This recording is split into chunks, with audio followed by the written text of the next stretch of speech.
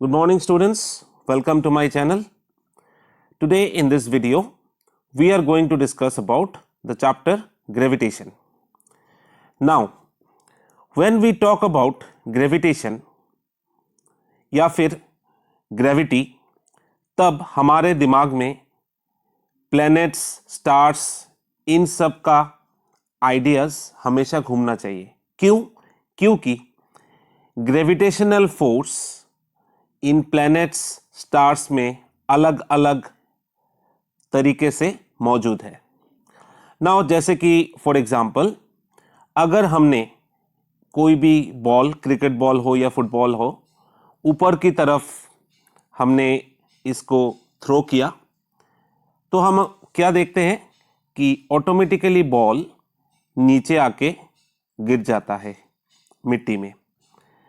And as the story goes, आप लोग को याद होगा, आप लोगों ने छोटे क्लास में भी पढ़ा है, आइजक न्यूटन एक पेड़ के नीचे बैठे थे तो अचानक से एक एप्पल उनके नीचे गिरा, उनके पास गिरा. Then he thought that why didn't the apple go upwards, why it is coming down. So वही से ये जो फोर्स ये आइजक न्यूटन के द्वारा डिस्कवर किया गया. Now when we talk about gravitation, अलग अलग प्लैनेट्स का जो ग्रेविटेशनल फोर्स होता है वो अलग होता है. अर्थ का एक टाइप का होता है, जुपिटर का एक टाइप का होता है. So different types of planets and stars having different types of gravitational force. किसी का ज़्यादा हुआ, किसी का कम हुआ. Now here we will discuss about the gravitational force of the earth. Now in our solar system we have 8 planets. हर एक प्लैनेट का अलग अलग ग्रेविटेशनल फोर्स होता है. Out of this 8 planets,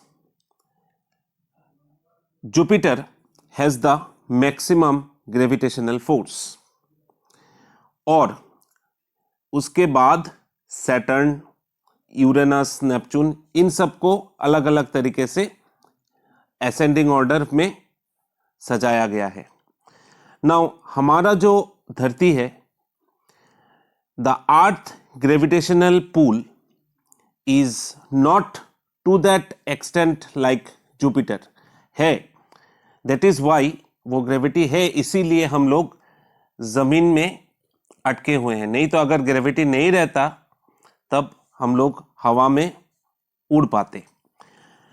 now to understand gravitational force, a very common examples we can see like when we play cricket. जब हम ball को ऊपर की तरफ थ्रो करते हैं, बॉल नीचे आता है. by this example we can understand that gravitational force exists in our planet. now after that हमारा जो धरती है, प्लेनेट है, वो सन के चारों तरफ घूमता है. रोटेशन होता है, रिवॉल्यूशन होता है, जिसके द्वारा रोटेशन के वजह से डे और नाइट, या फिर हमारा रिवॉल्यूशन के वजह से चेंज ऑफ सीजन्स, इन सब का चेंजेस होता रहता है. Now to understand the rotation of the planets around the sun, what we do is, let us just do a small experiment. Suppose पकड़ लो, ये एक, this is a boy who is holding a thread और उस thread में एक छोटा सा stone उसने टाई किया. Now he is rotating the stone around him. इस तरीके से रोटेट कर रहा है. नाउ हियर जब ये रोटेट होगा तब इस डायरेक्शन में, या फिर आप पकड़ लो इस डायरेक्शन में. सो इस डायरेक्शन में हो सकता है क्लॉकवाइज या फिर एंटी क्लॉकवाइज भी हो सकता है. Now when the particular stone is being rotated by the boy, her time के बाद, कुछ टाइम के बाद this particular stone is changing the direction. जब भी डायरेक्शन चेंज हो रहा है, इस तरफ गया, इस तरफ गया, इस तरफ गया, जब भी डायरेक्शन चेंज हो रहा है, then there is a change in the stone's velocity or acceleration. Now कुछ समय बाद उस लड़के ने ये हाथ से ये वाला जो थ्रेड है इसको छोड़ दिया. छोड़ने के बाद क्या होगा? स्टोन किसी भी डायरेक्शन में जाके गिर जाएगा मिट्टी में. नाउ जब जितना time that particular boy is rotating the stone with his hand, what is happening? The thing is that it is rotating in a particular direction, where in each direction there is a change in velocity or acceleration. There is a change in velocity or acceleration. Now when the stone is rotating around the boy, a particular force is acting on the stone, which is referred to as centripetal force. The force, centripetal force, is named after as the force is center seeking. वो centre की तरफ force बना रहता है. The direction is towards the center. So the solar system which is existing in the space, suppose if this is the sun and the other planets rotating the sun, the force acting towards the center. Now this center seeking force is called as centripetal force. और इसी force के वजह से हमारा जो planets है, Mars, Jupiter, Saturn, जो भी प्लैनेट्स है, ये अपने ऑर्बिट में घूमते रहते हैं और अपने पोजीशन पे खड़े. नहीं तो उनका पोजीशन इधर जाता, उधर जाता. In different positions they would have moved, but they remain in their orbit, and because of this centripetal force, these particular planets are rotating or their revolution is happening around the sun. So this is about centripetal force. Now जब मैंने पहले बताया कि when the boy has thrown the stone is rotating in a circular path. Now when the stone is being released, जब वो उस लड़के ने उस स्टोन को छोड़ दिया, तब वो स्टोन किस डायरेक्शन में जाके मूव करके जाके मिट्टी में गिरेगा. Then if we consider here a particular circle, then the stone will move in a direction like this. अगर इस तरफ से थ्रो किया गया, अगर इस तरफ से थ्रो किया गया, इस डायरेक्शन में जाके वो मिट्टी में गिरेगा. Now the direction, if we draw a line in that direction, this line will touch that particular circle which is made by the stone. और ये जो लाइन सर्कल के सर्कमफरेंस को टच करके जा रहा है, this will be called as tangent.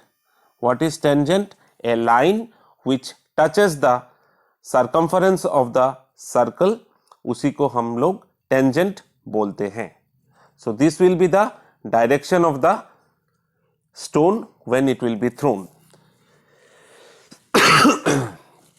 Now हमारा जो प्लैनेट है, ये जो स्टोन है, स्टोन का जो मास है, the mass of the stone is very small compare to the earth. The mass of the stone is very small compare to the earth. Now जिसका मास ज्यादा होता है उसमें ग्रेविटी ज्यादा एक्ट करता है. Now the mass of the stone is very small compared to the mass of the earth, so the gravitational pull in regard of the earth will be much more than the stone.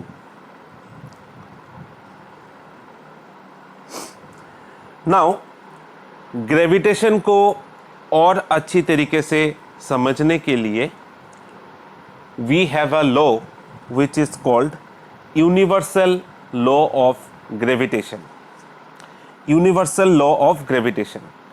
Now, under this universal law of gravitation, how we can define this law?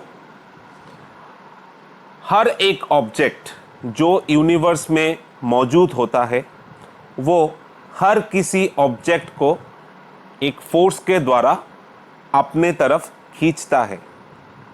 Suppose मैंने वो force को पकड़ा F.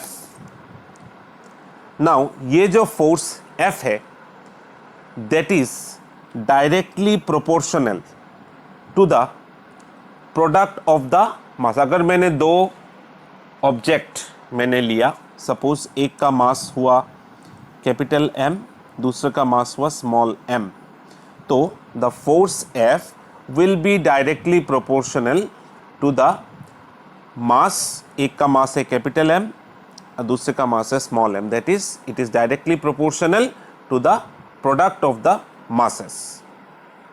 और दूसरा है it is directly proportional to the square of the distance between them. Sorry, I repeat, it is not directly, it is inversely proportional to the square of the distance between them. Now F proportional to capital M into small m, and it is inversely proportional to 1 by d square. D is the distance between the two objects. Now if I draw two objects, suppose ये पकड़ लो, this is one planet A and this is planet B, तो इनके बीच में जो attraction रहेगा this will be directed towards the centre और the distance of separation is denoted by D. इसका मास मैंने पकड़ लिया कैपिटल M, इसका मास मैंने पकड़ लिया स्मॉल m. तो अगर इन दोनों को कंबाइन किया जाता है, दोनों लॉ को, जैसे F proportional to capital M into small m और F proportional to 1 by D square, तो एक साथ हम इसको लिख सकते हैं F proportional to capital M into small m divided by D square. और ये जो प्रोपोर्शनलिटी सिंबल है इसको हम एक प्रोपोर्शनलिटी कांस्टेंट के द्वारा इसको हटाएंगे, which is denoted by capital G, capital M into small m divided by d square. और ये जो capital G होता है, this capital G is called universal gravitational constant, जिसका वैल्यू अगर हम मैथमेटिकली निकालेंगे that capital G is found to be 6.673 into 10 to the power minus 11 newton metre square पर केजी स्क्वायर. फिर से एक बार, अगर हम G को एक्सपेरिमेंटली उसका वैल्यू निकालते हैं that is coming as 6.673 into 10 to the power minus 11 newton metre square पर KG square. This is the value of G. So under this universal law of gravitation हम लोग इससे what are the things we can say why it is so important, because यही force होता है जो कि हमें अर्थ के तरफ, that is it binds us to our planet. फिर मून, हमारा जो ओनली वन नेचुरल सैटेलाइट है मून, इसी फोर्स ऑफ ग्रेविटेशन के वजह से धरती के चारों ओर घूमता रहता है. फिर the motion of the planets जो है अराउंड द सन. फिर जो समुंदर में उफान उठते हैं, जैसे जिसको बोलते हैं tide, high tides and low tides, it happens because of this gravitational force. So in this video we have seen regarding the gravitation, what is gravity, gravitational force, what is centripetal force, universal law of gravitation, and what is the importance of the universal law of gravitation. तो एक बार student फिर से हम repeat करते हैं, what is gravitational force? The gravitational force is the force of different planets, stars and etc., which binds their individual objects of that particular planets or the stars towards those planets or stars. Then what is centripetal force? It is the force which acts towards the center, and because of this force the particular planets and stars, they revolve or rotate in their natural orbits. Then comes what is universal law of gravitation. Universal law of gravitation states that every object in the universe attracts each other object with a force which is directly proportional to the product of the masses and inversely proportional to the square of the distance between them. ये हो गया हमारा universal law of gravitation. And at last we have the importance of universal law of gravitation. It is the force which binds us to our planet. It is because of this force moon is revolving around the earth, the various motion of the planets around the sun, and the high tides and low tides which happen in oceans and seas. So in the next video we will be discussing the other part of the chapter. Hope you have understood and cleared your conceptions regarding the topics I have discussed in this video. If you are benefited from this video, like the video and also subscribe my channel. Thank you.